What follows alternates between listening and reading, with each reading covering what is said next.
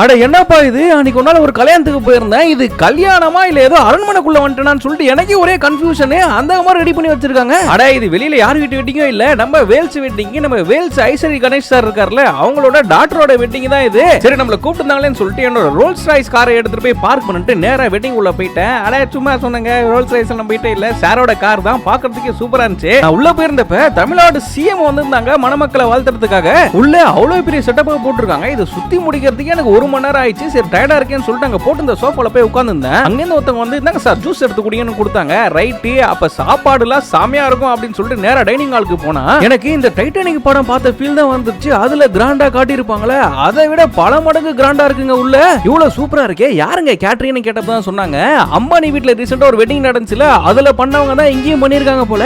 அந்த table setup பாருங்களா, பாக்குறதுக்கே அவ்வளவு சூப்பரா இருக்கு. நம்ம என்னென்ன சாப்பிட போறோம், என்னென்னலாம் கிடைக்கும் அப்படின்னு சொல்லிட்டு ஒரு மெனு கார்டே வச்சிட்டாங்க. அந்த பிளேட்லாம் பாருங்களேன், பிளேட் ஸ்பூன் எல்லாமே கோல்டு. சரி வேற என்ன இருக்குன்னு சொல்லிட்டு சுத்தி பார்ப்போமே போனா அங்க ஒருத்தர் வந்து தண்ணி குடிங்கன்னு சொல்லி கொடுத்தாரு. அதை பார்த்தா அதுவும் கிளாஸ் பாட்டில். சரி வேற என்ன இருக்குன்னு பார்த்துட்டு இருக்கப்ப இந்த டர்க்கிஷ் ஐஸ்கிரீம்லாம் இருக்கும்ல, பாக்கிறதுக்கு செமையா இருக்கும், அதுவுமே இங்க இருந்துச்சு. அதுக்கப்புறம் இந்த ஃபாரின் எல்லாம் சீஸ்லயே பாஸ்தா பண்ணி கொடுப்பாங்களே, அது இன்னும் ஒரு படி மேல போய் இங்க லைவ் கவுண்டர்லயே பீஸ் எல்லாம் பண்ணி கொடுத்துருந்தாங்க. நம்ம என்னென்ன இங்க இருக்குன்னு சொல்லிட்டு தேடி போ தேவையில்லைங்க, அவங்களே வந்து சார் இந்தாங்க இதை டேஸ்ட் பாருங்க, அதை டேஸ்ட் பாருங்க சொல்லிட்டு எடுத்து எடுத்து கொடுத்துட்டு இருக்காங்க. உள்ள எல்லா ஊர் வெரைட்டியும் இருந்துச்சுங்க. நம்ம தமிழ்நாட்டுல ஆரம்பிச்சு ஃபாரின் ஐட்டம் வரைக்கும் இருந்துச்சு.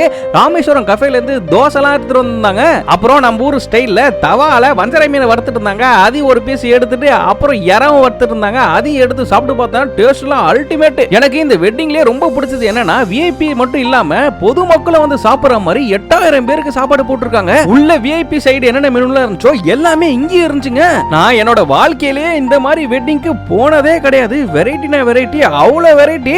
இருக்கிற ஃபுட்டை முழுசா சாப்பிட்டு முடிக்கிறதுக்கு எனக்கு 2 மணில இருந்து 3 மணி நேரம் ஆச்சு. அங்க இருக்கிற எல்லா டிஷ்ஷையும் ஒரு பிளேட்டா வாங்கி டேஸ்ட் பார்த்து முடிச்சுட்டு வெளில வரப்ப நம்மளோட சப்ஸ்கிரைபர்ஸ் நிறைய பேர் வந்திருந்தாங்க. அவங்களுக்கு ஹாய்லாம் சொல்லிட்டு அங்க இருந்து கிளம்பியாச்சு. கல்யாணம்னா இதான்ப்பா கல்யாணம், சும்மா வேற லெவல்ல இருந்துச்சு. சாப்பாடுலாம் அதுக்கு மேல அல்டிமேட். இந்த வெட்டிங் எப்படி இருந்துச்சு அப்படிங்கறத கமெண்ட் பாக்ஸ்ல கமெண்ட் பண்ணி விடுங்க.